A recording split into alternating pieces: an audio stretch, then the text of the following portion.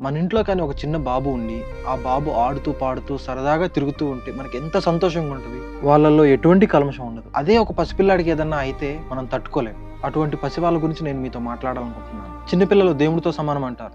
వాళ్ళ మనసులో ఎటువంటి కల్మషం ఉండదు. కేవలం ప్రేమే, ఎప్పుడూ నవ్వుతూ ఉంటారు. అలాంటి వాళ్ళు మన ఇంట్లో ఉంటే ఆటోమేటిక్‌గా మనకి నవ్వొస్తుంది. పిల్లలు ఉన్న ప్రతి తల్లిదండ్రులకి నేను చెప్పాలనుకుంది ఒకటే. పిల్లలు బాగుంటే మనం బాగుంటాం. పగలు, రాత్రి అని తేడా లేకుండా వాళ్ళకి ఈ చిన్న జ్వరం వచ్చినా, ఏదైనా తప్పుగా జరుగుతున్నా కూడా యాజ్ ఎ పేరెంట్స్ మనం చాలా జాగ్రత్తలు తీసుకోవాలి. అలాంటి సిట్యుయేషన్‌లో ఎటువంటి ఆలస్యం చేయకుండా ఇమ్మీడియేట్‌గా హాస్పిటల్ తీసుకెళ్తాం.